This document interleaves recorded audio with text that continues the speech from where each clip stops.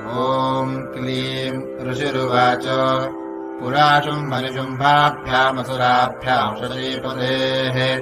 त्रैलोक्ययज्ञभागाश्च ऋतामदबलाश्रयात् तावेव सूयताम् तद्वदधिकारम् तथैन्दवम् कौबेरमथयाम्यम् च चक्राते वरुणस्य च तावेव पवनर्थिम् च चक्रतुर्वह्निकर्म च ततो देवा विनिर्धूता भ्रष्टराज्याः पराजिताः वृताधिकारास्तुदशास्ताभ्याम् सर्वे निराकृताः महासुराभ्याम् ताम् देवीम् संस्मरन्त्यपराजिताम् तयास्माकम् वरो दत्तो यथा सुस्मृताखिलाः भवतान्नाशयिष्यामि तत्क्षणात् परमापदः इति कृत्वा मतिम् देवा हिमवन्तम् नगेश्वरम् जग्मुस्तत्र ततो देवीम् विष्णुमायाम् प्रतुष्टुवुः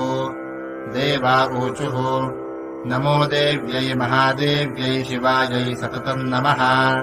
नमः प्रकृत्यै भद्रायै नियता प्रणता स्मताम् रौद्रायै नमो नित्यायै गौर्यै धात्र्यै नमो नमः ज्योत्स्नायै चेन्दुरूपिण्यै सुखायै सततम् नमः कल्याण्यै प्रणतामृत्यै सिद्ध्यै पूर्ण्यै नमो नमः नैरृत्यै भूभृताल्लक्ष्म्यै शरवाण्यै ते नमो नमः दुर्गायै दुर्गपारायै सारायै सर्वकारिण्यै ख्यात्यै तथैव कृष्णायै धूम्रायै सततम् नमः अतिसौम्यातिरौद्रायै नतास्तस्यै नमो नमः नमो जगत्प्रतिष्ठायै देव्यै कृत्यै नमो नमः या देवी सर्वभूतेषु विष्णुमायेति शब्दिता नमस्तस्यै नमस्तस्यै नमस्तस्यै नमो नमः या देवी सर्वभूतेषु चेतनेत्यभिधीयते नमस्तस्यै नमस्तस्यै नमस्तस्यै नमो नमः या देवी सर्वभूतेषु बुद्धिरूपेण संस्थिता नमस्तस्यै नमस्तस्यै नमस्तस्यै नमो नमः या देवी सर्वभूतेषु निद्रारूपेण संस्थिता नमस्तस्यै नमस्तस्यै नमस्तस्यै नमो नमः या देवी सर्वभूतेषु क्षुधारूपेण संस्थिता नमस्तस्यै नमस्तस्यै नमस्तस्यै नमो नमः या देवी सर्वभूतेषु छायारूपेण संस्थिता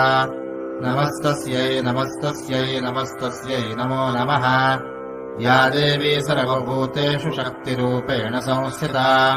नमस्तस्यै नमस्तस्यै नमस्तस्यै नमो नमः या देवी सर्वभूतेषु तृष्णारूपेण संस्थिता नमस्तस्यै नमस्तस्यै नमस्तस्यै नमो नमः या देवी सर्वभूतेषु क्षान्तिरूपेण संस्थिता नमस्तस्यै नमस्तस्यै नमस्तस्यै नमो नमः या देवी सर्वभूतेषु जातिरूपेण संस्थिता नमस्तस्यै नमस्तस्यै नमस्तस्यै नमो नमः या देवी सर्वभूतेषु लज्जारूपेण संस्थिता नमस्तस्यै नमस्तस्यै नमस्तस्यै नमो नमः या देवी सर्वभूतेषु शान्तिरूपेण संस्थिता नमस्तस्यै नमस्तस्यै नमस्तस्यै नमो नमः या देवी सर्वभूतेषु श्रद्धारूपेण संस्थिता नमस्तस्यै नमस्तस्यै नमस्तस्यै नमो नमः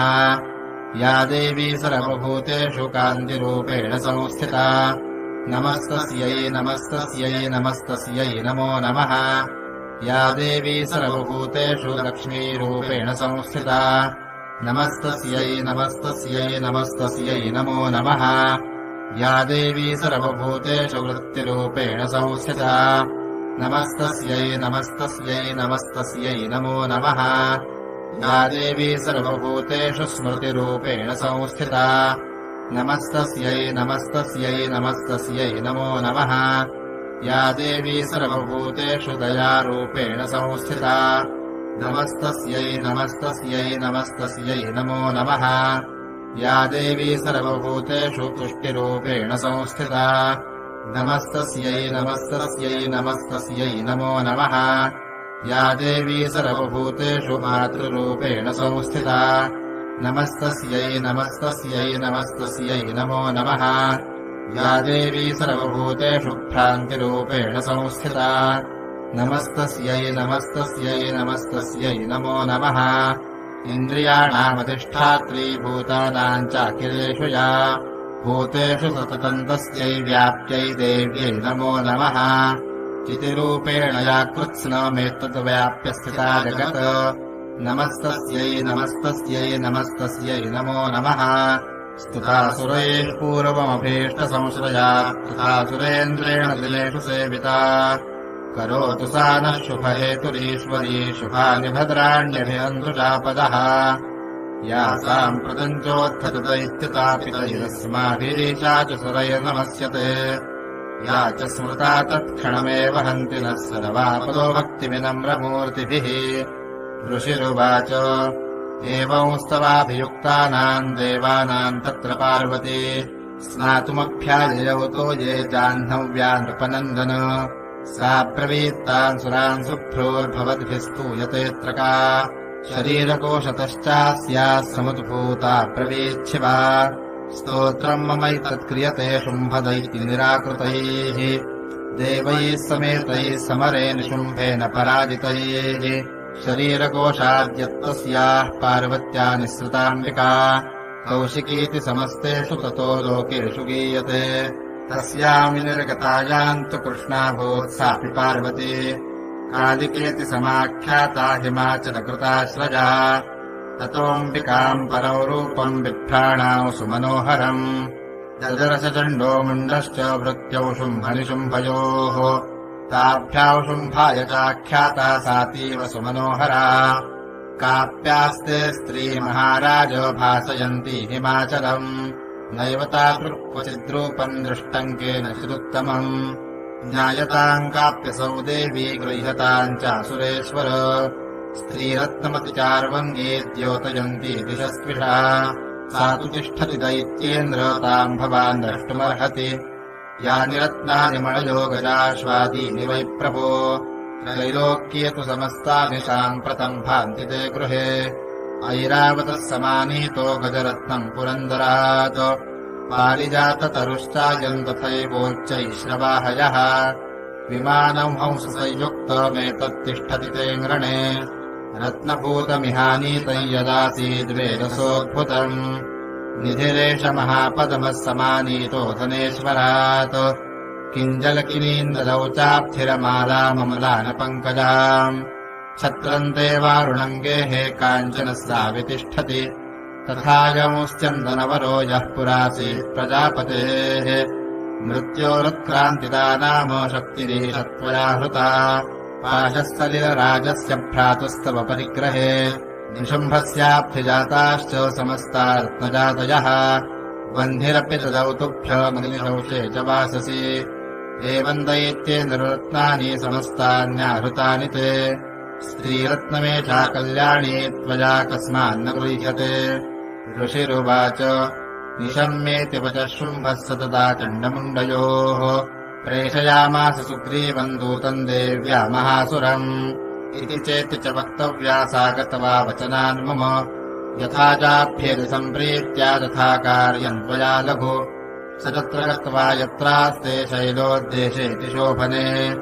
ताम् च देवीम् ततः प्राह श्लक्ष्णम् मधुरया गिरा दूत उवाच देवि दैत्येश्वरः शुम्भस्त्रैलोक्ये परमेश्वरः दूतोऽहम् प्रेषितस्तेन त्वत्सकाशमिहागतः अव्याहताज्ञः सर्वासु यः सदा देवयोनिषु निर्जता किल दैत्यादिः स यदाह शृणुषु पतत् मम त्रैलोक्यमखिलम् मम देवावशानुगाः यज्ञभागानहं सर्वानुपाश्नामि पृथक् पृथक् त्रैलोक्ये वररत्नानि मम वश्यान्यशेषतः तथैव गजरत्नम् च हृतम् देवेन्द्रवाहनम् क्षीरोदमथनोद्भूतमशवरत्नम् ममामरैः उच्चैश्रवससौज्ञम् तत्प्रणिपत्य समर्पितम् यानि चान्यानि देवेषु गन्धर्वेषु उरगेषु च रत्नभूतानि भूतानि तानि मय्येव शोभने स्त्रीरत्नभूतान् त्वाम् देवि लोके मन्यामहे वयम् सा त्वमस्मानुपागच्छतो रत्नभुजो वयम् माम् वाममानुजम् वापि निशुम्भमुरुविक्रमम् भजत्वञ्चम् जलापाङ्गिरत्नभूतासि वै यतः परमैश्वर्यमतुलम् प्राप्स्यसे मत्परिग्रहात् एतद्बुद्ध्या समालोच्य मत्परिग्रहताम् व्रज ऋषिरुवाच इत्युक्ता सा तदा देवी गम्भीरान्तस्मिता जगौ दुर्गा भगवती भद्रा यजेदन्धार्यते जगत् देव्युवाच सत्यमुक्तम् त्वयानात्र मिथ्या किञ्चित् त्वयोदितम् त्रैलोक्याधिपतिः शुम्भो निशुम्भश्चापि तादृशः किन्त्वत्र यत्प्रतिज्ञातम् मिथ्या तत्क्रियते कथम् श्रूयतामल्पबुद्धित्वा प्रतिज्ञाया कृता पुरा यो माम् जयति सङ्ग्रामे यो मे दर्पम् विपोहति यो मे प्रतिबलो लोके स मे भरता भविष्यति तदा गच्छतु शुम्भोऽत्र निशुम्भो वा महाबलः माम् जित्वा किञ्चिरेणात्र पाणिम् गृह्णातु मे लघु दूत उवाच अवलिप्तासिमैवम् त्वम् देवि ब्रूहि ममाग्रतः त्रैलोक्येकः पुमांस्तिष्ठेदग्रे शुम्भनिशुम्भयोः अन्येषामपि दैत्यानाम् सर्वे देवा न वैयुधि तिष्ठन्ति सम्मुखे देवि किम् पुनः स्त्री त्वमेकिका इन्द्राद्याः सकला देवास्तस्सु येषाम् न संयुगे शुम्भादीनाम् कथम् तेषाम् स्त्री प्रयास्यसि सम्मुखम् सा त्वम् गच्छ मयैवोक्ता पार्श्वौ शुम्भनिशुम्भयोः केशाकर्षणनिर्धूत गौरवामागमिष्यसि देव्युवाच एवमेतत्पदी शुम्भो निशुम्भश्चापि तादृशः किम् करोमि प्रतिज्ञा मे यदनालोचिता पुरा सत्त्वम् गच्छ मयोक्तम् ते यदेतत्सर्वमादृतः तदा चक्ष्वा सुरेन्द्राय स च युक्तम् करोतु यत् श्रीमार्कण्डेयपुराणे देवी महात्म्ये पञ्चमः।